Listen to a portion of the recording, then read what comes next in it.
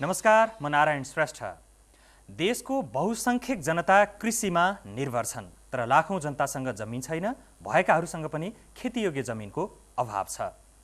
राजनीतिक दलहरूले वर्षौंदेखि भन्दै आएका छन् प्रत्येक परिवारलाई भूमि दिनुपर्छ, उत्पादकत्व बढाउनुपर्छ र त्यसका लागि भूमि सुधार गरिनुपर्छ। आज हामी छलफल गर्दैछौँ ती दलहरूले भने जस्तो भूमि सुधार कसरी हुनेछ र कृषि उत्पादकत्व कसरी बढ्नेछ।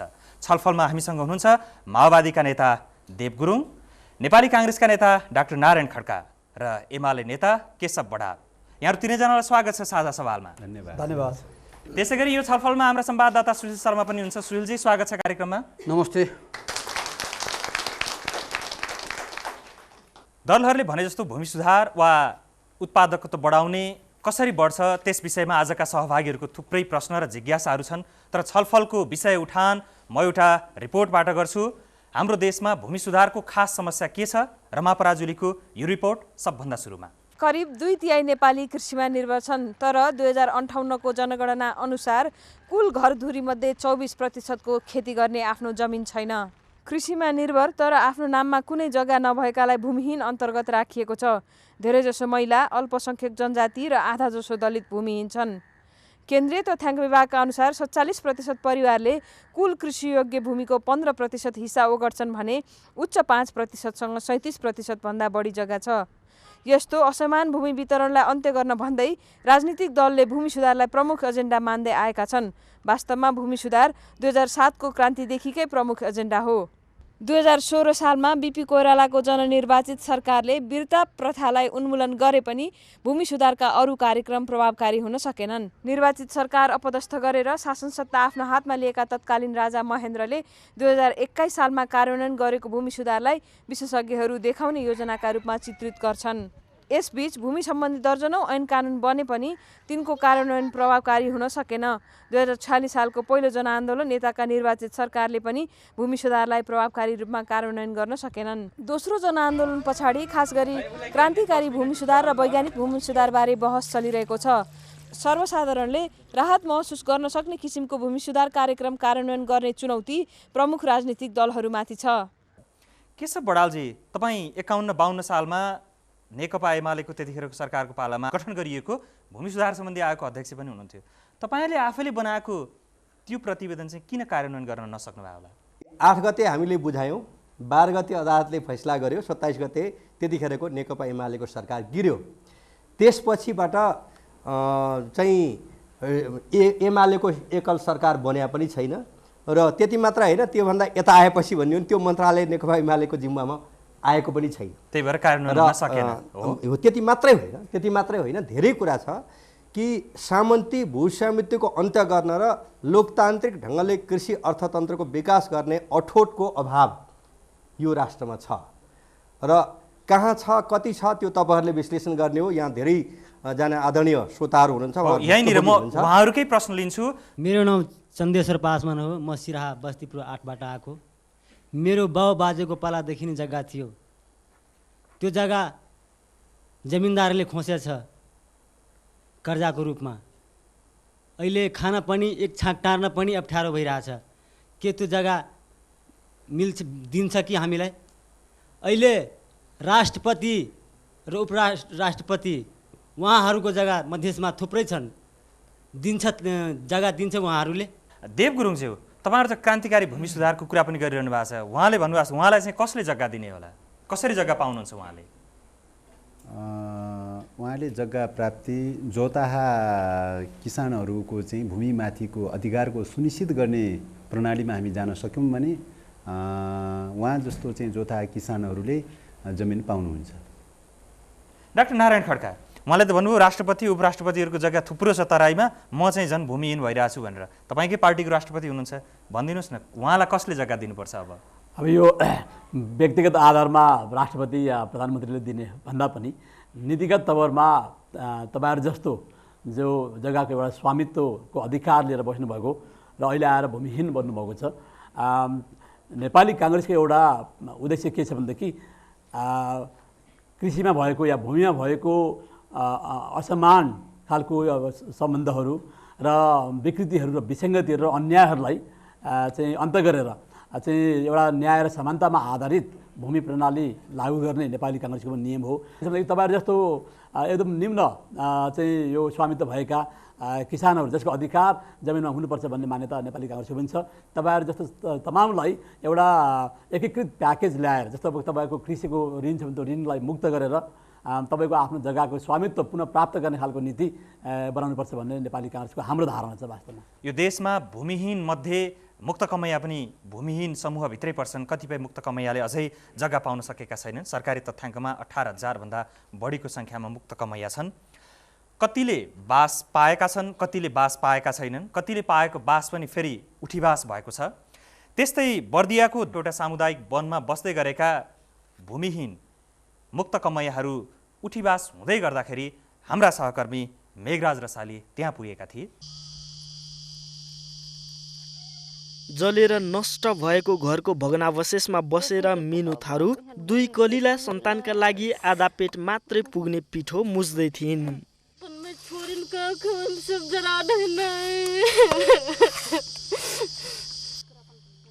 उनी मुक्त कमैया हुन्। सरकारले मुक्त कमैयालाई 7 कट्ठा जग्गा, घर बनाउने पैसा र काठ दिने निर्णय गरे पनि सो नपाएपछि स्थानीय वनको खाली जग्गामा बस्न बाध्य भएको उनको भनाइ छ।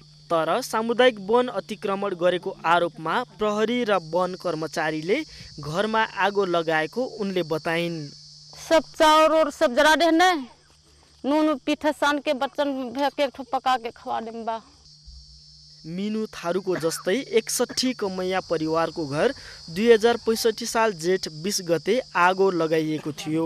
जेठ 21 गते दिउँसो म त्यहाँ पुग्दा सबैजसो कमैया परिवार खुल्ला आकाशमुनि जीवन गुजारिरहेका थिए। आगो लगाउनेलाई रोक्ने प्रयास गर्दा प्रहरीको निर्मम कुटाइ खाएको उनीहरूले बताए। हामीहरूलाई खाली ठाउँमा बस्दाखेरि हामीलाई कुटपिट पनि गर्छन्, हामीलाई हटाउँछन्, यहाँ नबस भन्छन्। हामी कसरी मुक्त कमैया बन्ने हामीहरू जाने हो। हामीहरूको मुक्त कहिले हुन्छ अब? सरकारले आजभन्दा 8 वर्ष अघि कमैया मुक्तिको घोषणा गरेको थियो। तर जलेको घरको खरानीमा उभिएर अर्की मुक्त कमैया लोहिनी थारू डाको छोडेर रुँदै थिइन्। दाङमा पनि मुक्त कमैयाहरूको त्यस्तै समस्या छ। दाङमा भने सरकारी लगतबाटै केही मुक्त कमैयाहरू छुटेका छन्। उनीहरूको एउटा प्रश्न फेरि हामी सुन्छौँ। मेरो नाम बिन्तीराम चौधरी, गङ्गा परस्पर गाविस वार्ड नम्बर 7 लालपुर भन्ने टोला हो। म कस्तो हुँ छुट कमैया हुँ। कस्तो भयो भने पहिला हाम्रो वहाँ गएको हेर्नुहोस् नाम टिपोट गर्न, उनीहरूले चुप्प गुप्पमा आफ्नो यसो नाम टिपोट गरेर गए। हामी आफ्नो काममा लागेको, उनीहरूले गाउँ गाउँमा गएनन्। उनीहरूले त्यो ठाउँ गएपछि लौ हामी त सबै नाम लिइहालेछौँ भनेर त्यस्तो गएछन्। हेर्नु त्यस्तो भएको धेरैजनाले हामीले छुट परेको छन्। त्यही भइदिएको हामीलाई धेरै समस्या छ। हामीहरूले यो समस्या आफ्नो यो जिन्दगीभरिको समस्या हाम्रो मानौँ कानुन बन्न लागेको हाम्रो नेपालमा त्यसमा हाम्रो गरिब पीडितको कानुन बन्नुपर्छ। यो मेरो प्रार्थना छ। हामीहरूले नबिसराएर नभुलेर हाम्रो यो गरिब पीडितको पनि कानुन बन्नुपर्छ। हामीलाई सम्झना छ 8 वर्ष अगाडि मुक्त कमैया यो कमैया मुक्त घोषणा गर्दाखेरि सबै दलहरूले ताली बजाएको थिए र त्यसको जस लिन दलहरूको बीच होड चलाएको थियो। तर कमैयाहरूको दुर्दशा जस्ताको तस्तै रहेछ, उनीहरूको स्थिति जस्ताको तस्तै रहेछ। त्यस्तै यो भूमि सुधारको कुरा गर्दाखेरि पनि यो विभिन्न दल या सरकारको चाहिँ आयोग बनायो, ऐन कानुन बनायो, थन्क्यायो, काम भएन भने अरू दल र सरकारलाई त्यसको दोष थोपरे। त्योभन्दा बाहेक तपाईँहरूले के गर्न जानुभएको छ? नेपालको भूमि व्यवस्था भनेको सामन्तवादी उत्पादन सम्बन्धमा आधारित भूमि प्रणाली रहेको छ। करिब 250 वर्ष पूर्वदेखि एकात्मक प्रकारको सामन्तवादी राजसत्ताको कारणले गर्दाखेरि भूमि समानुपातिक ढङ्गले न्यायोचित ढङ्गले भूमि वितरण भएको छैन। त्यस कारणले गर्दाखेरि अबको सन्दर्भमा एउटा क्रान्तिकारी भूमि सुधार कार्यक्रम सञ्चालन गर्न जरुरी छ। सबै दलहरूको सहमतिको आधारमा। देव गुरुङज्यू, जुन मुक्त कमैयाहरू जो रोइराखेका थिए, जसको बास उठिराखेको थियो, ती मुक्त कमैयाहरूलाई चाहिँ के जवाफ दिनुहुन्छ तपाईँ? अब मुक्त कमैयाहरूको सन्दर्भमा पनि समस्या के हो त भन्दाखेरि कसैका श्रमको रूपमा अथवा कमैयाको रूपमा जो रहेको थियो र त्यहाँबाट मुक्त त गरियो, तर चाहिँ प्रश्न के त भन्दा उनीहरूले जहाँ श्रम बगाएको छ, जहाँ मेहनत गरेको छ, त्यसमाथिको स्वामित्वबाट वञ्चित भयो। त्यसमाथिको स्वामित्वबाट वञ्चित एकातर्फ वञ्चित भयो, अर्कोतर्फ या त सरकारले अर्को वैकल्पिक व्यवस्था गर्नु पर्थ्यो। त्यो वैकल्पिक व्यवस्था पनि नभएको अवस्थामा जहाँ विगत कालदेखि चाहिँ श्रम गर्दै आइरहेका थिए त्यो श्रम गरेको ठाउँमाथिको भूमिमाथिको चाहिँ अधिकारबाट पनि वञ्चित रह्यो। यस प्रकारको विरोधाभासपूर्ण प्रकारको चाहिँ नीतिहरू अख्तियार भयो विगत कालमा। त्यस कारणले अबको सन्दर्भमा त्यो विरोधाभासपूर्ण प्रकारका नीतिहरूलाई समाप्त गर्दै सुधार गर्दै परिवर्तन गर्दै अबको सन्दर्भमा मुक्त कमैयाहरूलाई के अरे घाँस र कपासको अथवा भूमिको व्यवस्थाको साथै रोजगारको रोजीरोटीको ग्यारेन्टी गर्नुपर्दछ। शिक्षा दीक्षा स्वास्थ्य लगायतका सबै व्यवस्थाहरूको ग्यारेन्टी गर्ने प्रणालीबाट जानुपर्दछ भन्ने लाग्छ। सुनिलजी, भएका थुप्रै प्रयासहरू जो भूमि सुधारका लागि भएका थुप्रै प्रयासहरू कति सफलै भएनन् भने अबका दिनमा पनि त्यस्तो खालको काम, खास गरी कति दलले भनेको क्रान्तिकारी भूमि सुधार वा अरूले भनेको भूमिमाथि गरिने सुधार जुन छ भूमि सुधारको कार्यक्रम कि सम्भव होला त्यो साँच्चै लागू गर्न? निश्चय नै अहिलेको स्थितिमा त त्यो सम्भव कुनै हालतमा पनि देखिँदैन। कुनै पनि दलको त्यो साँच्चीकै भूमि सुधारलाई चाहिँ इमान्दारीपूर्वक लागू गर्ने, बनेका ऐन कानुनलाई चाहिँ प्रभावकारी रूपमा लागू गर्ने र साँच्चीकै भूमिहीन किसानलाई भूमि पुर्याउने भन्ने खालको त्यो सोचाइलाई चाहिँ व्यवहारमा परिणत गर्ने त्यो इच्छा शक्ति इमान्दारी चाहिँ अझसम्म पनि देखिया छैन। त्यसैको परिणामस्वरूप हामीले यो स्थिति भोगिरहेछौँ र यो स्थिति कायम रहेसम्म चाहिँ मलाई लाग्छ अझ अगाडिका दिन पनि खास ठोस उपलब्धिको आशा हामी चाहिँ गर्न सक्दैनौँ। त्यसभन्दा एउटा मुख्य महत्त्वपूर्ण कुरा के पनि लाग्छ भनेदेखि भूमि सुधार कुरा गर्दाखेरि बेसिकली खास गरी किसानहरूको जीवनस्तर उकास्ने, किसानहरूको उनीहरूको जीवनलाई चाहिँ उच्च पार्ने कुरा हो। त्यसमा भूमि सुधार बाहेक पनि कृषिको उत्पादन बढाउनलाई सिँचाइका कुराहरू, मलका कुराहरू छन्। त्यसमा अहिलेसम्म कुनै ध्यान दिया देखिँदैन। त्यो कारणले पनि यो भूमि सुधार चाहिँ नारामा मात्र सीमित गर्ने नै दलहरूको अहिलेसम्मको यो बानी देखिन्छ, जुन बानीमा तत्काल सुधार होला भन्ने आशा गर्न सकिँदैन। म एकैछिन तपाईँहरूकोमा आउनुभन्दा अगाडि सहभागीहरूकोमा पुग्छु, उहाँहरूको एक दुईवटा प्रश्न लिन्छु। म रेणु यादव सिराबाट कि वैज्ञानिक भूमि सुधारको लागि अब बन्ने नयाँ सरकारले के गर्नेछ? हाम्रो नाउँ दशन मण्डल हो, खङखतबे, अनि सप्तरी जिल्ला हरिपुर 5 क्षेत्र नंबर 5 हरिपुर गाविस वार्ड नंबर 6 गाँव बसानपट्टि। हम जो गिरहत को घर आंगन को सारा खेती खोला, सारा घर दैलो कार्यक्रम, घर को आंगन टाट बारी झाड़ी सबै खेती गृहस्थलाई जो हम गर्छस् अनि गृहस्थलाई आरामलाई बताउँछ, हामी काम गर्छ। गृहस्थ बैठेर बताउँछ अनि हम काम गर्छस् अनि खेतीबारी सबै जोत्दा अनि हातो सतै ठेला सदादेखि हाम्रो बाबा बराजुलाई नोकरी राख्यो अनि कोही मान्छेलाई गोरु चराउने, बच्चाहरूलाई भैँसीमा राख्ने, ल त्यस्तै गर्दा गर्दै हामी अब कसरी हाम्रो 5 परिवार छ, बाबालाई त स्वर्गवास भयो, त्यसै पुस्तो पुस्ता गर्दै गर्दै आएको एउटा ठुलो जिम्मेदार छ सप्तरीमा। तुसेले के नकर्जा खाए भनी उसले के कुरा गर्छस्? मेरो गाउँमा हाम्रो पनि थाहा छ, बाबा बराजुलाई बज्छस् अनि नकर्जा खाए भनी उसले के गरियो? आगो लगाइदियो गाउँमा। त्यो आगो लगायो भने त सारा सम्पत्ति जग्गा जमिन उसकै घरमा छ, ठेकमा छ, बखारीमा छ धान, अनि 2 मन 4 मन लिएपछि ऊ लेख्छ 10 मन 5 मन बनाइदियो। अब कसरी दिने? ल किताबमा हाम्रो किताबमा कुन किताबमा जमिन जग्गा लाग्छ, किताब मिलानी हुन्छ, त्यो किताबमा जमिन दिने कि दिँदैन? हाम्रो तपाईँको समस्या थियो। हस्, धन्यवाद। डाक्टर नारायण खड्का, अहिले अब क्रान्तिकारी वैज्ञानिक व्यवस्थित भूमि सुधारका नामहरू लिउँला र आजभन्दा 10-15 वर्षपछि जङ्गलको हुने विनाश आदि इत्यादि, जनसङ्ख्याको तपाईँको वृद्धि र जनसङ्ख्याको जुन एउटा गतिशील डाइनामिजम, ती सबलाई हेरेर हामीले एउटा एकीकृत र एउटा कार्यान्वयन गर्न सकिने व्यवहारिक खालको भूमि सुधार चाहिँ नीति हामीले ल्याउनुपर्छ। हामीहरू ठिक छ, अब जमिन जोत्ने कुरा त हामी ल्याउँछौँ, तर त्यहाँ हजारौँ बिघा जमिनहरू चाहिँ बालुवामा, त्यहाँको खोला नदी तपाईँको चाहिँ कटान गरेर हजारौँ बिघा जमिन अहिले तपाईँको चाहिँ बालुवामा परिणत भइरहेछ। त्यसलाई मात्रै हामीले व्यवस्थित गरेर त्यसलाई फेरि रिट्रिभ गर्न सक्यौँ, फिर्ता गर्न सक्यौँ भनेदेखि हजारौँ तपाईँको चाहिँ भनौँ न 18,000देखि 25,000 हामी मुक्त कमैया लगायत भूमिहीन हजारौँलाई हामी त्यहाँ व्यवस्थित पनि गर्न सक्छौँ। त्यतापट्टि पनि मलाई लाग्छ हाम्रो ध्यान जानुपर्छ। यहाँनिर देव गुरुङजी, तपाईँहरू त संविधान सभाको चुनावबाट सबभन्दा ठुलो पार्टी पनि हुनुभएको छ, यस्तोमा चाहिँ के छ तपाईँहरूको योजना? राज्यको एकात्म प्रणालीमा चाहिँ पुनर्संरचना गर्न जरुरी छ, पहिलो कुरा त्यो। दोस्रो कुरा चाहिँ जसको उसको पोतको प्रिन्सिपलको आधारमा जोता किसानहरूको अधिकार सुनिश्चित गर्ने प्रक्रियाबाट लैजानु पर्दछ। जो अनुपस्थित भूमिपति छ अथवा चाहिँ जमिनदार छ, ती जमिनदारहरूले या त चाहिँ उसले भूमिमाथि काम गर्नुपर्दछ या त भूमिलाई निशर्त रूपले उसले छोडिदिनु पर्दछ। जसले जोतिरहेको छ उसको स्वामित्व कायम गर्नुपर्दछ।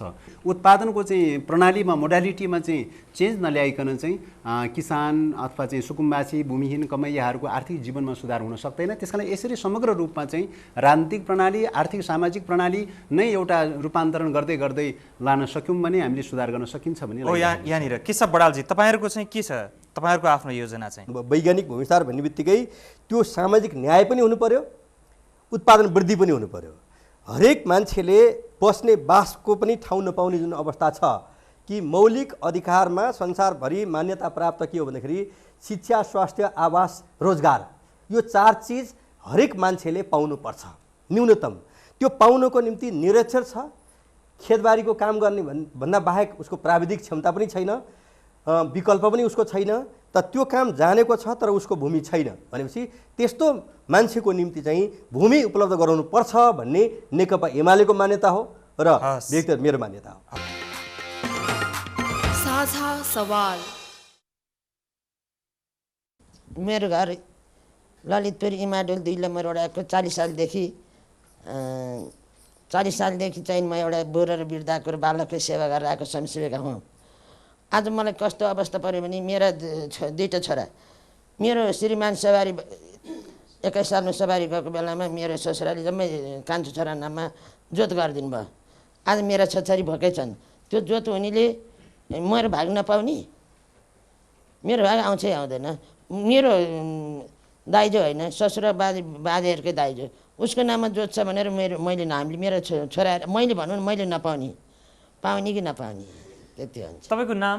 सुभद्र थापा, इमाडोल 2 नम्बर वडाको। झगरु सादा त्यहाँ र जिम्मेदारले त्यहाँ हजुर र बाजेलाई पनि काम गर्नु जाँदाखेरि पिट्थ्यो। हेर्नु त्यहाँ आएर पिट्दै गऱ्यो।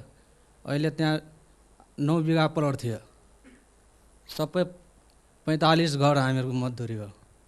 त्यहाँ आएर सब जमिन बिक्री बट्टा गरिसक्यो। अहिले 4 धुडमा 4 बिघा छ हजुर। त्यो जमिन हामीले पाउनै पर्छ। के गरी लिए तपाईँको जमिन ती मान्छेहरूले? जिम्मेदार दिएको हजुर। तपाईँलाई के भनेर तपाईँको जग्गा लिँदै गए त नि उनीहरूले? 200-300 दिँदै बाजेहरूलाई। केशव बडाल, तपाईँ भूमि सुधार सम्बन्धी आयोगको अध्यक्ष पनि हुनुहुन्थ्यो। अब इमाडोलको जुन बहिनी होला उहाँले जुन भन्नुभयो यो न्यायिक विषय भयो र नेपालमा सम्पूर्ण मुद्दाको चाहिँ आधाभन्दा बढ्ता भूमि सम्बन्धी मुद्दा हुने गर्दछ। त्यो परिवारसँगै बढी गाँसिएको हुन्छ, छिमेकीसँग गाँसिएको हुन्छ। तर त्यो मुद्दा चाहिँ के व्यवस्था गर्न जरुरी छ भने यसको लागि चाहिँ राष्ट्रव्यापी रूपमा चाहिँ एउटा छुट्टै निकाय बनाएर निश्चित अवधिभित्र सम्पूर्ण मुद्दाको चाहिँ किनारा गर्नुपर्छ, न्यायिक ढङ्गले निर्णय गर्नुपर्छ भन्ने यो आधारमा समस्या हल हुन्छ। उहाँको जुन छ अब धेरै पहिलेदेखि पैसा दिँदै भन्नुभयो, किनबेचै भएको हो भने त अब त्यसलाई अलि छुट्टै ढङ्गले जान्छ। किनबेचै भएको भए हिजो चाहिँ बुद्धि पुगेन, अब चाहिँ सस्तोमा बेचियो, त्यसले गर्दा नोक्सान भयो भने किनबेच भएको भए त्यसलाई छुट्टै जानुपर्छ। जेसुकै कारणले भए पनि उहाँ भूमिहीन हुनुहुन्छ भने उहाँको पेसा कृषि नै हो, खेतबारीमै काम गर्नुहुन्छ, उहाँले जानेको सिप त्यही हो भने उहाँले जमिन पाउनुपर्छ। माओवादी नेता देव गुरुङकोमा आइपुग्छु।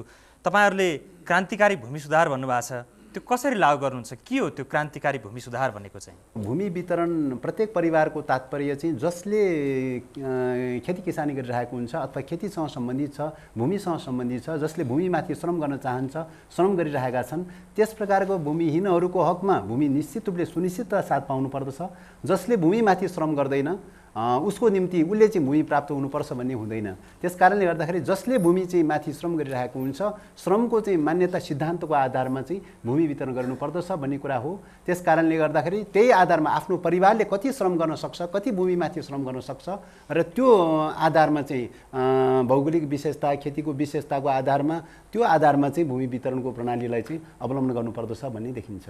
तपाईँहरूको यो क्रान्तिकारी भूमि सुधार हुँदा चाहिँ अरूको भन्दा पहिलाको भन्दा के कति कारणले फरक हो? यो वाइसिएलले अर्काको जग्गा मजासँग कब्जा गरेर क्रान्तिकारी हुने हो कि या त यो सत्ताको खेलमा छ नि, कसैलाई झुक्याउने कसैलाई पछार्ने अनि पछि आफै झुकिने आफै पछार्ने, त्यस्तो क्रान्तिकारी हो कि कस्तो हो तपाईँहरूको यो क्रान्तिकारी भूमि सुधार योजना?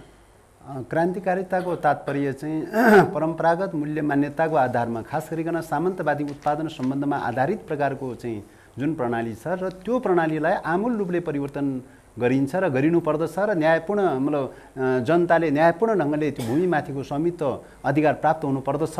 यस्तो प्रणालीलाई चाहिँ क्रान्तिकारी भनेर भन्ने खोजेको हो र जसले जोतिरहेको हुन्छ उसले चाहिँ प्राप्त गर्नुपर्छ, उसले जमिनमाथिको स्वामित्व प्राप्त गर्नुपर्छ भन्ने चाहिँ हो। त्यसलाई आमूल परिवर्तनको अर्थमा चाहिँ क्रान्तिकारी पदावलीको प्रयोजन भएको हो। अब वाइसिएलले तपाईँको जग्गा त्यसरी यहाँले जसरी चाहिँ अर्थ्याउनु भयो त्यो ढङ्गले वाइसिएलले मनपरी ढङ्गले जग्गा कब्जा गरेको चाहिँ छैन। निश्चित रूपले अहिलेको चाहिँ स्थितिमा एउटा जनताले जुन प्रकारको संविधान सभा मार्फत जुन जनादेश दिएको छ र त्यो जनादेशलाई आत्मसातीकरण गर्न चाहिँ कतिपय राजनीतिक शक्तिहरू दलका नेताहरू त्यो आत्मसातीकरण गर्न तयारी हुनु भइरहेको छैन र त्यो तयारी नभएको कारणले गर्दाखेरि विविध खालका विकृति र विसङ्गतिहरू समस्याहरू पैदा भइरहेका छन्। डाक्टर नारायण खड्का, उहाँले जुन माओवादीको क्रान्तिकारी भूमि सुधारको एउटा अवधारणा दृष्टिकोण बताउनु भयो नि, त्यो कुरामा तपाईँहरू विश्वस्त हुनुहुन्छ? कतिको चित्त बुझ्छ तपाईँहरूलाई चाहिँ? अब हेर्नुहोस्, क्रान्तिकारी भनेको अब जमिन खोसेर अर्कालाई दिने मात्रै क्रान्तिकारी हुँदैन। क्रान्तिकारी भनेको एउटा परिवर्तनकारी हो। त्यस कारण मैले अहिले भनेको एउटा समष्टिगत समग्रतामा हामीले यो भूमि सुधारलाई हेर्नुपर्छ। जस्तो अब जमिन जोत्नेलाई हामीले दिइसकेपछि त्यो जमिन जोत्ने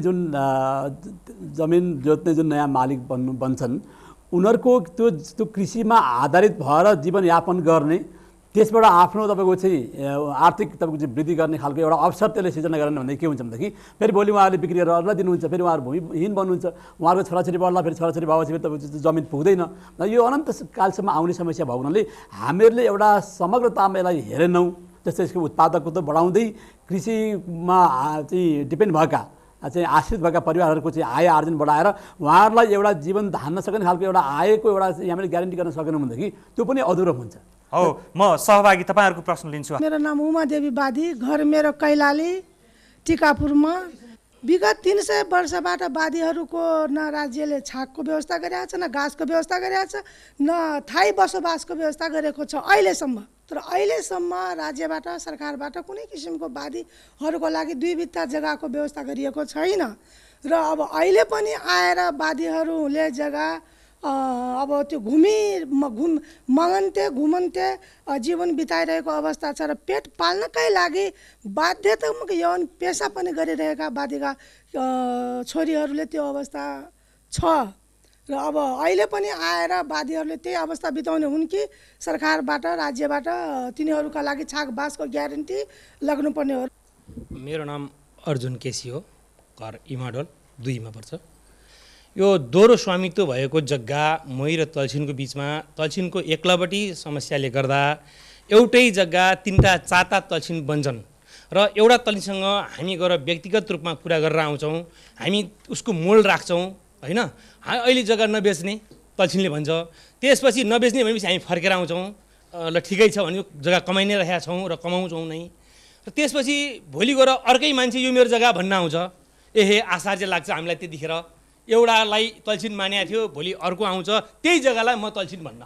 अनि के भयो त, ल हामीले किनौँ यो भन्छ र ठिक छ त तपाईँ किन्नुभयो, अब कति मोल राख्नुहुन्छ, कतिमा हामीलाई दिनुहुन्छ भनेर हामी प्रश्न गर्छौँ र हैसियत अनुसार तपाईँको आफ्नो खास प्रश्न राख्दिनुहोस्। अनि त्यसले गर्दा फेरि अर्कोलाई बिक्री उसले गरिदिएर जान्छ। यसै गरी यो परम्परा चाहिँ नि मैको हकमा चाहिँ नि तलछिनको एकतर्फी भयो एउटा प्रश्न यो चाहिँ यसरी भएको कारणले गर्दा यसको एउटा मैको तर्फ पनि मैले पनि बिक्री वितरण गर्न पाउने अथवा मैको तर्फ पनि अधिकार हुने किसिमको हामीले यही भनेको छैन कि मैको सम्पूर्ण जग्गा जोतपोतै गर्न पाउने, जोतपोतै गर्नुपर्छ भन्ने हाम्रो हैसियत होइन। तर जग्गा बराबर पाउने, जग्गामा बराबर स्वामित्व किन भएन? केशव बडाल, हरेक मोहीलाई जोतिरहेको जमिनको आधा हिस्सा पाउने हक छ, त्यो कानुनी व्यवस्थै छ र उहाँ मोही त्यसको हो भने उहाँले आधा जमिन पाउनुपर्छ। जहाँसम्म तलसिङ फेरियो भन्ने कुरा हो, मैले बुझेअनुसार चाहिँ तलसिङले जमिन बेच्यो, अब जसलाई बेचे पनि मोयनी हक उहाँको बिक्री हुँदैन। आधा हक छुट्याउनुहोस्, आफ्नो जमिन बेच्न चाहनु भने बेच्न पाउनुहुन्छ। त्यही त आधा हक छुट्याएर बेच्न नपाएर यो कुरा भएको छ। हामीहरूले मैले चाहेमा आधी म छुट्याएर बेच्छु भनेर भन्दा त्यो कुरा चाहिँ न्यायोचित नहुने नपाउने स्थिति छ अहिले पनि। उहाँको आधा हिस्सा बिक्री गर्न पाउनुहुन्छ। र अर्का सहभागी हुनुहुन्थ्यो त्यहाँ उमादेवी वादी, उहाँले आफ्नो समस्या राख्दै हुनुहुन्थ्यो।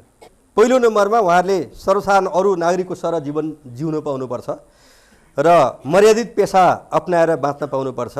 त्यसको निम्ति उहाँहरूको पेसा कृषि हो भने जमिन खेती गर्ने जमिन पनि पाउनु पर्यो। कृषि पेसा होइन भने पनि उहाँहरूले बसोबास गर्ने जमिन पाउनु पर्यो। दुईवटा कुरो छ। कृषि पेसा उहाँहरूको हो भनेपछि चाहिँ खेती गर्ने जमिन सहित पनि पाउनु पर्यो। होइन भने अर्को होइन भने आवासको व्यवस्था त प्रत्येक परिवारले पाउनु पर्यो। तपाईँहरूको पार्टी सबभन्दा पुरानो पार्टी जसले भूमि सुधारको मुद्दा पनि उठाउँथ्यो। तपाईँहरूको सम्मानित नेता बिपी कोइरालाले भन्ने नै गर्नुहुन्थ्यो प्रत्येकको घरमा एउटा दुहुनो गाई अथवा गाई बाँधिनुपर्छ भनेर। तर तपाईँहरूको पार्टी नेपालको राजनीतिक इतिहासमा सबभन्दा लामो समयसम्म सत्तामा पनि रहिरहेछ। किन तपाईँहरूले नै त्यो भूमि सुधारको मुद्दा चाहिँ कार्यान्वयन गर्न सक्नु भएको छैन? अब हामीहरू एउटा यो हाम्रो अन्तरिम संविधान र हाम्रो अस्ति 23 बुधै मलाई चाहिँ पौष 8 गते गरेको 23 बुधेमा पनि यो 6वटा आयोग बनाउनेमा चाहिँ यो वैज्ञानिक भूमि सुधार आयोग बनाउने पनि एउटा छ। त्यसकारण हामी सबले एउटा सहमति बनाएर यो यसमा भएका सम्पूर्ण विकृति र विसङ्गति र असमानता र अन्यायहरूको अन्त गरेर मलाई लाग्छ एउटा प्रगतिशील एउटा व्यवस्थित मलाई लाग्छ भूमि सुधारपट्टि हामी जानुपर्छ भन्ने हामी लाग्दछ। तर नारायणजी यत्रो वर्षसम्म पटक पटक सरकारमा बस्दाखेरि तपाईँको दलले भूमि सुधारको क्षेत्रमा एउटा सिङ्गो भाँच्न सकेन। अब फेरि आएर आयोग बनाउने कुरा गर्नुहुन्छ। आयोगले नि थन्क्याउने काम मात्र भयो, अब भनिहाल्यौँ भनेपछि फेरि पन्छ नि काम। सिङ्गो भाँच्न होइन, तपाईँले भन्नुभयो सिङ्गो होइन। हामीले धेरै भनौँ न जस्तो मोहीहरूको हकको कुराहरू, जमिनमाथि तपाईँको प्रगतिशील कर लगाउने कुराहरू, स्वामित्व तपाईँको चाहिँ सुनिश्चित गर्ने कुराहरू, यी सब कुराहरू मलाई लाग्छ नेपाली काङ्ग्रेसले गर्दै आएको छ पटक पटक। तर यो यति एउटा जटिल मुद्दा हो कि नेपाली काङ्ग्रेस एक्लैले या नेकपा एमाले एक्लैले नेकपा माओवादी एक्लैले गर्ने कुरा भएन कि एउटा सहमतिमा गएर अब हामीहरूले कृषिप्रतिको हाम्रो राष्ट्रिय धारणा के हो, हाम्रो राष्ट्रिय तपाईँको दृष्टिकोण के हो भनेपछि तपाईँहरूको पार्टीले ठुल्ठुलो काम गरेकै भएर भूमिहीनको हालत यो भएको, किसानको पनि गति यही भयो। निश्चय नै तपाईँको चाहिँ यो समस्या अब नेपालमा मात्रै होइन, नेपाली काङ्ग्रेस मात्रै होइन, अन्य देशमा पनि कतिपय ठाउँमा असफल भएका छन्। जस्तो भन्नुहुन्छ भनेदेखि वास्तवमा जिम्बाब्वेमा तहस नसेको भूमि सुधारको एकदम क्रान्तिकारी भूमि सुधार लगाएर जिम्बाब्वेको उदाहरण हेरेर चित्त बुझ्नु पर्यो। होइन भने मतलब त्यस्ता थुप्रै उदाहरण छन् भने मैले नेपाली काङ्ग्रेस या नेपालमा मात्रै होइन कि तपाईँको चाहिँ विभिन्न देशमा कहीँ सफल भएका छन्, कहीँ असफलता भएका छन्। त्यसलाई पनि हामीले चाहिँ दृष्टिगत गर्नु पर्यो। खालि नेपाली काङ्ग्रेसले मात्रै गरेन भनेर भन्नु जस्तो नारायण खड्का र नेपाली काङ्ग्रेसले जुन काम गरिरहेको छ, गर्न सकेको छ वा सकेको छैन, त्योबाट तपाईँहरू जो क्रान्तिकारी भूमि सुधार भन्दै हुनुहुन्छ, तपाईँहरूले चाहिँ सिक्ने ठाउँ केही छ? निश्चित रूपले विगत कालमा लामो समयदेखि अब सहभागी घटकहरूले अथवा नेपाली काङ्ग्रेस एमाले लगायतका साथीहरूले लामो समयदेखि सरकार सञ्चालन गर्नुभयो। तर पनि क्रान्तिकारी भूमि सुधार कार्यक्रम क्रियान्वयन गर्न सक्नु भएको छैन। र त्यसको पछाडिको कारण कहाँनिर छ त भन्दाखेरि चाहिँ उहाँहरूले यथास्थितिबाट चाहिँ मात्रात्मक रूपले सुधार गर्न खोज्नुहुन्छ। तर चिज सामन्तवादी उत्पादन सम्बन्धमा आधारित रहेको व्यवस्थामा मात्रात्मक प्रकारको सुधार गरेर मात्रै पुग्दैन, त्यसलाई आमूल परिवर्तन गर्नुपर्दछ, मौलिक रूपले परिवर्तन गर्नुपर्दछ। र त्यो मौलिक रूपले परिवर्तन गर्नका लागि चाहिँ यथास्थितिवादमा आधारित भएर सोचेर हुँदैन। एउटा आमूल परिवर्तन गर्ने क्रान्तिकारी कोणबाट चाहिँ एउटा राजनीतिक प्रतिबद्धताका साथ, दृढताका साथ गरिब किसान, मजदुर, भूमिहीन सुकुम्बासीहरूको हक हितलाई केन्द्रबिन्दुमा राखेर चाहिँ अगाडि बढ्नुपर्दछ। जमिनदारसँग अथवा सामन्तवादसँग चाहिँ सम्झौता गर्ने कोणबाट गएर हुँदैन। साझा सवाल। किसानहरूको बिचमा पनि थुप्रै समस्या छन्। भूमि राम्रोसँग वितरण भएको छैन, त्यो एउटा समस्या छ। भएका किसानहरूसँग पनि थुप्रै समस्या छन्। हामी यो खण्डको सुरुवातमै कपिलवस्तु, सिराहा र कञ्चनपुरका केही किसानहरूको समस्या के छ त्यो सुन्नेछौँ। प्रत्येक जग्गामा सिँचाइ भएदेखि सबै मान्छेले काम, सरकारले जागिर नदिए पनि हामी खेतमा त काम गर्न पाउँछ नि त। अब त्यो सिँचाइको व्यवस्था भइदिएदेखि त, तर त्यो छैन। जिल्ला सिँचाइमा त ठुल्ठुलोको मात्रै हुन्छ प्रपोजल बिग्छ के भन्छ निवेदन। पानी के सिंचाई के लिए भी यहाँ ला छे या दमकल बोरिंग भी ला फॉर्म भरा जाए तो भाई आई हेते तो 10 दिन के बाद में किने से 2 साल में किने से नहीं भेटे छै। हमरा नहीं छै खेत पथार, अब हुनका छै पानी के अवस्था हेतै तो जन मजदूर लगते, तो मान ले कि हमहूँ गरीब आदमी, हमरो धिया पुता जाके खटतै। एगो की छै तो हाल रोजगार नहीं छै गाँव में। खाद मल समयमा उपलब्धि किसानको लागि र समयमा बैंकबाट ऋणको उपलब्धि। खाद कृषि विकास से आवत रहा, मोल आवत है, जो नहीं है कहाँ है ये नहीं है, सब भाग भाग भार से लावत है, सस्ता पावत है वहीं से। किसानहरूको समस्या हो यो केशव बडालजी, तपाईँले त सुझाव पनि दिनु भूमि सुधार यसरी हुनुपर्छ भनेर, तर भूमि सुधारले किसानको समस्या जिउका त्यौँ यस्तो छ भने उत्पादकत्व कसरी बढाउँछ होला? भूमिको सवालमा भूउपयोग नीति लागू गर्ने, हदबन्दी घटाउने, चक्लाबन्दी गर्ने, दोहोरो नियन्त्रण प्रणाली मोहीको पक्षमा हुने गरी अन्त्य गर्ने, सिँचाइको निम्ति आकाशे पानी, जमिन मुनिको पानी, सतहको पानी सिँचाइ गर्ने, कृषि सडक चाहिँ 20,000 किलोमिटर देशभरि बनाउने किसानको उत्पादन बजारमा पुर्याउनुको निम्ति, कृषि उद्योगमा केन्द्रित हुने, कृषि सहकारीलाई विकास गर्ने र भूमिहीन किसान जो चाहिँ थोरै जमिन भूमिस्तार पछि पनि प्राप्त गर्दाखेरि धेरै पाउँदैनन् उनीहरूको निम्ति जसले 100 दिन श्रम गर्छन् उनीहरूको चाहिँ सञ्चय कोषको व्यवस्था 10 रुपियाँ उनीहरूले जम्मा गरे भने राज्यले 10 रुपियाँ जम्मा गर्ने गरी यसरी गर्ने व्यवस्थालाई सँगसँगै लागू गर्नुपर्छ। यसमध्ये एउटा छुट्यो भने भूमिस्तार लागू हुँदैन भनेर किटानी गरेको छ भूमिस्तार आयोगले। यसमध्ये एउटा पोइन्ट छुट्यो भने कुनै पनि लागू हुँदैन। यो एकीकृत ढङ्गले लागू गर्ने कुरा हो। भूमि सम्बन्धी मात्रै हदबन्दीको सवाल भनेको 16% मात्रै सवाल हो, बाँकी 84% सवाल भनेको कृषि विकाससँग सम्बन्धित हो। तर हामीसँग के भइरहेछ भने सिँचाइको निम्ति पनि कुनै ठोस ढङ्गले जान सकेका छैन। सिँचाइको लागि स्थानीय उपभोक्ता जनता, स्थानीय निकाय, राज्य र डोनरहरू यसको संयुक्त ढङ्गले किसानकै आफ्नै व्यवस्थापनमा लैजानुपर्छ। यहीँनिर किसानकै कुरा तपाईँ गरिरहनु भएको छ। एक किसानकै समस्या के छ, सहभागी किसानहरूको पनि म प्रश्न लिन्छु। मेरो नाम निर्मला चौलागाई हो, बडीखेलबाट। तपाईँहरूको अब यो कृषि सम्बन्धी परम्परागतबाट आधुनिकीकरण गर्नलाई मौखिक र लिखित मात्रै नभई कार्यगत योजनाहरू के छ एकचोटि बताइदिनु न। डाक्टर नारायण खड्का, कृषकहरूलाई उहाँ चाहिँ अब भनौँ न यो ऋणमा पहुँच या क्रेडिटमा पहुँच, मलखादमा पहुँच, बजारीकरण चाहिँ यो ग्रामीण विद्युतीकरण, ग्रामीण सडक आदि इत्यादि गरेर एउटा समष्टिगत हामीले हेऱ्यौँ भने मात्रै भूमि सुधार पूर्ण हुन्छ। होइन भनेदेखि हामीले खालि जमिनको मात्रै स्वामित्वमा मात्रै हामीले केन्द्रित भयौँ भनेदेखि यी समस्या जस्तो कतिपय ठाउँमा सिँचाइ छैन। र अर्को कुरा के भनेदेखि अहिले एउटा जुन एउटा विश्वमा पनि एउटा चाहिँ बहसको रूपमा आइरहेको छ। वास्तवमा यो कृषि प्रणालीलाई हाम्रो पौराणिक परम्परावादी कृषि र अहिलेको तपाईँको चाहिँ आधुनिकको बिचमा एउटा सम्मिश्रण गरेर नेपालको चाहिँ माटो, नेपालको जलवायु, नेपालको प्रविधि सुहाउँदो खालको हामीहरूले गराएर लग्यौँ भनेदेखि त्यो सस्टेन गर्न सक्छ, त्यो दीर्घकालीन हुनसक्छ। होइन अब जस्तो अब यहाँ भन्नुभयो इन्डियाबाट मल ल्याउने या अन्तर्बाट मल ल्याउने, अनि मल नभएपछि कृषकहरू तपाईँको चाहिँ बिना मल आफ्नो खेती गर्न नपाउने, अनि माटो पनि तपाईँको चाहिँ एकदमै ढुङ्गा जस्तो भएर 1-2 वर्षमा केही पनि गर्न सकेन भन्दाखेरि। डाक्टर नारायण खड्का, तपाईँले यस्तो कुरा त गर्नुभयो, तर तपाईँ पनि योजना आयोगको प्रमुख पनि हुनुहुन्थ्यो। तपाईँहरूले नै यो देश WTO को सदस्य बन्न भनेर किसानहरूलाई दिँदै आएको अनुदान त कटौती गर्दै आउनु भएको छ, कसरी सम्भव हुन्छ? तपाईँले भन्नुभएको जस्तै कुरा फेरि त्यहाँ लागू गर्न। होइन, अब यो त खास गरी अब हामी जस्तो कम विकसित देशहरूमा एउटा अनुदान नभए तपाईँको चाहिँ अर्को कुनै खालका माध्यमहरू एउटा तपाईँको चाहिँ इन्डाइरेक्ट ट्रान्सफरका सिस्टमहरू लगाएर पनि हामी गर्न सक्छौँ। जस्तो राज्यले तपाईँको चाहिँ सिँचाइमा, राज्यले तपाईँको सडकमा, राज्यले ग्रामीण विद्युतीकरण आदि इत्यादिको सुविधाहरू गरेर पनि त्यो अनुदानलाई कम्पेन्सेट गर्न सकिन्छ। यो मलाई कस्तो लाग्छ भने पहिलेदेखि भन्दै आएको जुन कृषि प्रधान देश भनेको मलाई जस्तो लाग्छ कि अहिले त मलाई घर बिल्डिङ प्लान भने जस्तो लाग्छ। किन भन्दाखेरि कृषि गर्ने ठाउँमा अहिले कुलोहरू छैनन्, पानीको कुनै व्यवस्था छैन र घरहरू बनाएको पनि एउटा सिमाना नागेर, सिमाना भनेको ठाउँमा पनि सिमाना नागेर घर बनाएको छ र जुन चाहिँ गाविसले सिफारिस दिन्छ चट्ट चाहिँ उसले घर बनाएको हेर्न पनि आउँदैन, कस्तो तरिकाले बनाइरहेको छ के छ, उसले कुनै कुलो पनि राखेको हुँदैन। कृषि गर्ने मान्छेलाई कहाँबाट पानी लाने त्यस्तो समस्या छ हामीलाई चाहिँ गाउँको मान्छेलाई। देव गुरुङ, आगामी दिनमा चाहिँ हामीले व्यवस्थित रूपले चाहिँ एउटा योजनाबद्ध ढङ्गले लैजानु पर्दछ। कति आवास क्षेत्र बनाउने, कुन क्षेत्रलाई आवास क्षेत्र बनाउने, कुन क्षेत्रलाई खेतीयोग्य अथवा कृषि क्षेत्र बनाउने, कुन क्षेत्रलाई औद्योगिक क्षेत्र बनाउने, यसरी चाहिँ एउटा व्यवस्थित ढङ्गले चाहिँ लैजान सक्यौँ भने यो समस्यालाई हल गर्न सकिन्छ भन्ने देखिन्छ। मेरो नाम उमा आचार्य हो, म ललितपुर बडीखेलमा बस्छु।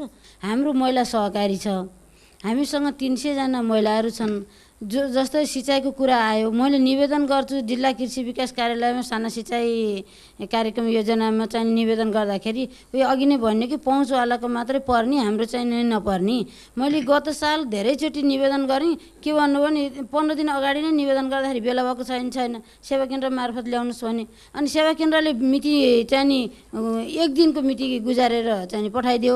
अनि त्यो मेरो चाहिँ नि निवेदनलाई पछाडि हटाएको कारण चाहिँ के भने त्यो कर्मचारीकै चाहिँ पार्नुपर्ने रहेछ। त्यसले गर्दाखेरि हामी गरिब किसानको लागि हितका लागि एउटा सहकारी खोलेर बसेका छौँ। हाम्रो चाहिँ नि केही सुनवाई गर्दैन, हेर्दैन, राज्यले सरकारले हेर्दैन भनेदेखि हामीले कसरी चाहिँ नि किसानहरू अगाडि लाग्छन्, कसरी चाहिँ नि यो देशको विकास हुन्छ। वास्तवमा चाहिँ उहाँले बडो मार्मिक भन्नुभयो। नेपालमा अहिले 1100वटा जति सहकारी महिलाहरूले मात्रै चलाएको सहकारी छ। ती अरू कुनै पनि सहकारी भन्दा राम्रोसँग चलेको पनि छ। सबभन्दा 96% चाहिँ ठिक ढङ्गले चलेको, एकदम व्यवस्थित ढङ्गले चलेको पनि छ। अब यसमा हाम्रो अन्तरिम, अब वास्तवमा उहाँले उठाउनु भएको कुरा सही हो र त्यसलाई हल गरिनुपर्छ। अन्तरिम संविधानमा हाम्रो देशको अर्थतन्त्रको स्वरूप के हुने हो भन्ने विषयमा सहकारी, निजी र सार्वजनिकको 3टालाई 3 पिलरको रूपमा लैजाने, त्यसको निम्ति सहकारी जो चाहिँ डाइरेक्ट सर्वसाधारण जनतासँग गाँसिएको समुदायमा आधारित छ त्यसलाई माथि उठाउनुको निम्ति, पूर्वाधार विकासको निम्ति राज्यले चाहिँ पर्याप्त चाहिँ योगदान गर्नुपर्छ। 3 खम्बे नीति अनुसार सहकारीलाई यो राष्ट्रको कुल गारस्थ उत्पादनको 1 हिस्सामा पुर्याउने गरी सम्पूर्ण नीति त्यसमा केन्द्रित हुनुपर्छ भन्ने सोचका साथ अन्तरिम संविधानमा हामीले त्यसलाई राख्न अनुरोध पनि गरेका छौँ। सबैको सहमतिबाट रहेको छ। अब नयाँ संविधान कसरी बन्छ, अब त 601 जनालाई जिम्मा दिएका छौँ हामीले, होइन। अब त्यसमा संयोगले म परेको छैन, अरू साथीहरू हुनुहुन्छ उहाँहरू, होइन, उहाँहरूले कसरी लिइजानुहुन्छ।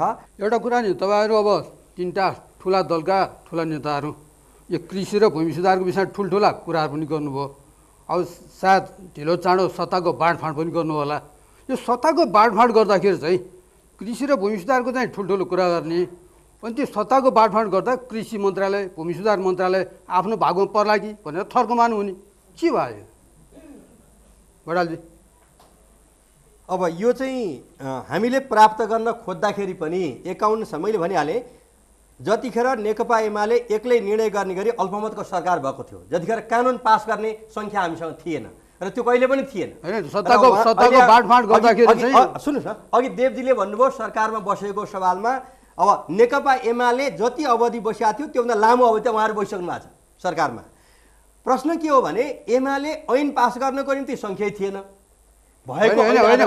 प्रश्न के हो भनेदेखि सत्ताको बाँडफाँड गर्दाखेरि कृषि र भूमि सुधार मन्त्रालय आफ्नो भागमा पर्ला भन्ने थर्कमान हुने, सबैलाई गृह अर्थ रक्षा नै चाहिने। भूमि सुधार मन्त्रालय यदि एमाले जिम्मा पाउँछ भने उसले गर्नुपर्ने काम सबैको सहमति लिएर अगाडि बढाउँछ र खोज्ने काम गर्दैन र भूमि सुधार भनेको कसैको विरुद्धमा होइन। तपाईँलाई कृषि र भूमि सुधार मन्त्रालय पायो भने चित्त बुझाएर बस्नुहुन्छ? एकदम। काङ्ग्रेस पटक पटक संयुक्त सरकारमा हुँदाखेरि पनि कृषि र भूमि सुधार लिएको छ, राजी खुसीले, एकदम राजी खुसीले लिएको छ। पटक पटक अस्तिसम्म पनि तपाईँ कृषि थियो, अब पछि एमाले लिनु, एमाले चाहिँ दिनुहुन्न है भन्ने थियो है। त्यो अब त्यो उहाँको आफ्नो विचार होला। तर अब त्योदेखि अब यो कृषि र भूमि सुधार चाहिँ लिनुहुन्न भन्ने खालको चिज छैन। तर अत्यन्त चुनौतीपूर्ण भएकोले मलाई लाग्छ यो मन्त्रालय जुनसुकै पार्टीले ल्याओस् अत्यन्तै एउटा दृढ इच्छा शक्तिका साथ र एउटा राजनीतिक सहमतिको वातावरण बनाएर धेरै काम गर्नुपर्ने भएकोले मलाई लाग्छ कुनै पनि पार्टीले यो मन्त्रालय लिएर अगाडि बढ्नुपर्छ भन्ने हाम्रो धारणा छ। कृषि र उत्पादकत्व कसरी बढाउने भन्ने सम्बन्धमा हामीसँग यहाँ अगाडि खाद्य तथा कृषि विशेषज्ञ डाक्टर देवभक्त साके हुनुहुन्छ। साकेजी, कसरी बढाउन सकिन्छ हाम्रो देशको कृषि उत्पादन? पार्टीका नेताजीहरूले आज भूमिको बारेमा पनि चर्चा गरिसक्नुभयो। साथसाथै यो कृषिको उत्पादकत्व वृद्धि गरेर बजारीकरणमा व्यवसाय वृद्धि गर्ने जुन कुराहरू राख्नुभयो भूमि सुधारको सेरोफेरोमा बसेर, त्यसमा चाहिँ 2-4वटा कुराहरू हामीले व्यवसायीकरणको हिसाबले हेर्दाखेरि अझै पनि स्पेल आउट गर्न नसकेको, कङ्क्रिट रूपले प्रस्ताव ल्याउन नसकेको कुराहरू के छ भने, अब जग्गा टुक्रा टुक्रा टुक्रा हुँदै गइरहेछ। हरेक घरमा एउटा घरमा भयो भने 4 जनाको परिवार भयो भने 4 जनाको 4 किसिमको विचारधाराहरू आउने वातावरणहरू सिर्जना भइरहेछ।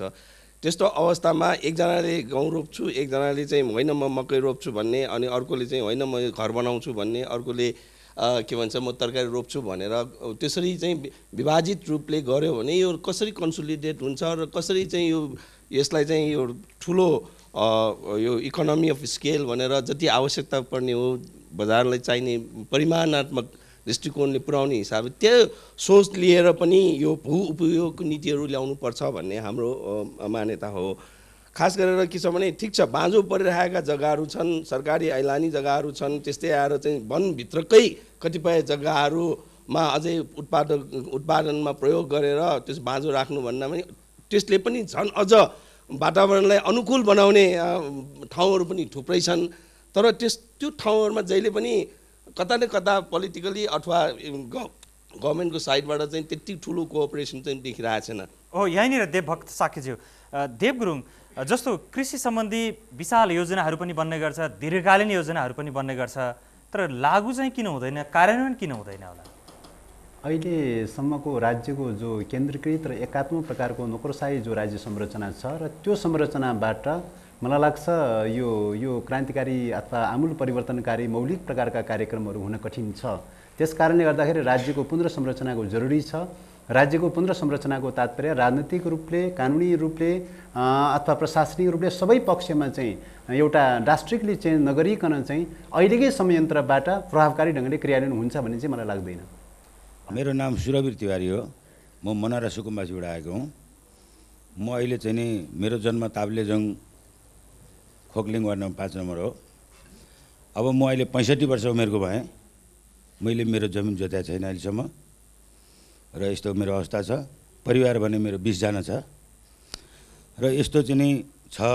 हामीहरू अहिले मनरामा बसेका सुकुम्बासी के आएका छौँ, यहाँ त्यहाँ सुनिन्छ, त्यहाँ उठाउने के जाति उ जाति यस्ता हल्लाहरू चाहिँ आउँछन्।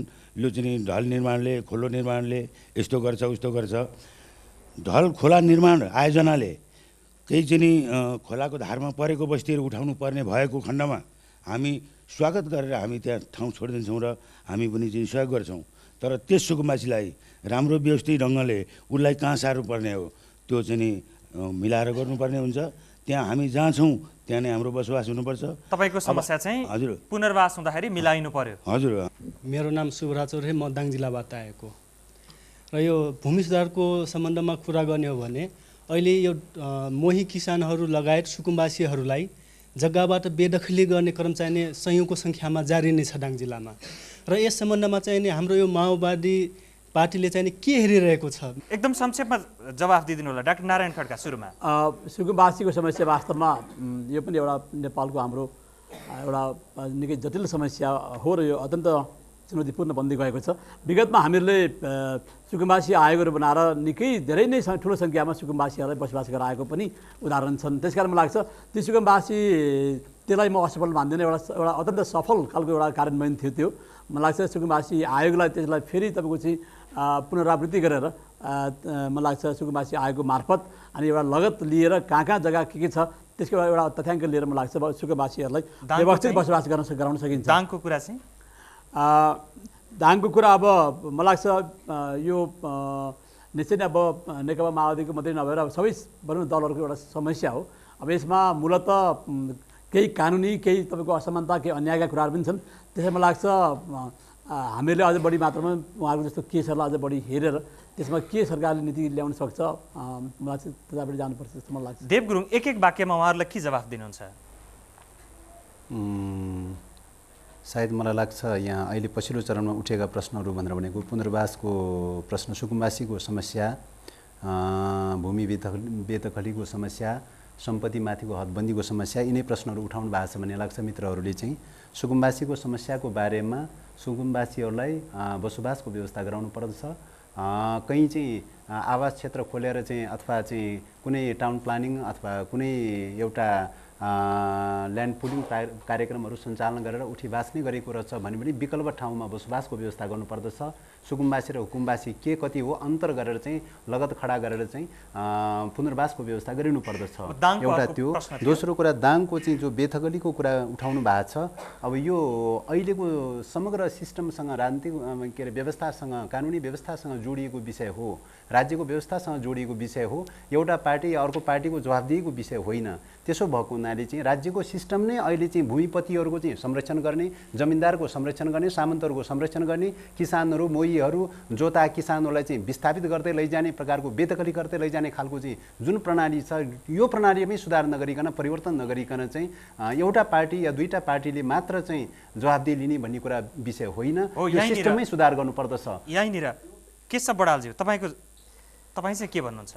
अब पहिलो नम्बरमा त यो तमाम भूमि सम्बन्धी समस्या हल गर्नको निम्ति संक्षेपमा है विगतको जस्तो अध्ययन कार्यदल आयोग होइन कि कार्यान्वयन सम्बन्धी कार्यदल बनाएर यी सबै समस्या हल गर्नुपर्छ। एक नम्बरमा यहाँ उठेको मनरा जस्ता को चाहिँ समस्या जुन भयो त्यसको लागि भूमि सम्बन्धमा समस्या परेका मान्छे जहाँ इच्छा लाग्यो त्यहाँ गएर बस्ने र त्यहीँ दर्ता गर्ने कुरो राज्यको निम्ति त्यो व्यवहारिक हुन्छ जस्तो लाग्दैन। तर उहाँहरूलाई व्यवस्थित गर्नु निम्ति राज्यले योजना बनाउनुपर्छ। योजनाभित्र वास्तविक सुकुम्बासीलाई अव्यवस्थित बसोबासलाई व्यवस्थित बसोबास गराउने आधार दिनुपर्छ। त्यसै गरी दाङको जुन चाहिँ मुयनी समस्या छ, मोहीहरूको बारेमा त्यो उच्चस्तरीय भूमिस्तर आयोगले किटानी के गरेको छ भने दर्ता भएका र दर्ता नभएका मोही जति पनि छन्, मोही दर्ता गरेर अनि मात्रै आधा हिस्सा मोहीलाई हुने गरी गर्नुपर्छ भन्ने किटानी गरेको थियो। लागु हुन सकेन। त्यो कारण तपाईँहरू आफै जानकार हुनुहुन्छ। अर्को कुरा भनेको यो चाहिँ उहाँले उठाउनु भएको कुरामा हदबन्दी भनेको चाहिँ सम्पत्ति धेरै भयो भनेर हदबन्दी गरे होइन। जमिनको 1 इन्ची पनि नेपालको क्षेत्रफल हामी बढाउन सक्दैनौँ। र सम्पत्ति भनेको तपाईँ आज 500 रुपियाँ लिएर पान पसल राख्नुभयो भने 5 अरबको पनि बनाउन सक्नुहुन्छ। जमिनको सवाल र अरू सम्पत्ति एउटै हुँदै होइन। यहीँनिर टुङ्ग्याउँ है त केशव बडाल। अन्तर्वार्ताका लागि समय दिनुभएकोमा नारायण खड्का, केशव बडाल र देव गुरुङ यहाँ तीनैजनालाई धेरै धन्यवाद। त्यसै गरी हाम्रा संवाददाता सुशील शर्मा र सहभागिताका लागि तपाईँहरू सबैलाई धन्यवाद। साझा सवाल BBC वर्ल्ड सर्भिस ट्रस्ट र BBC नेपाली सेवाले संयुक्त रूपमा तयार पारेको हो।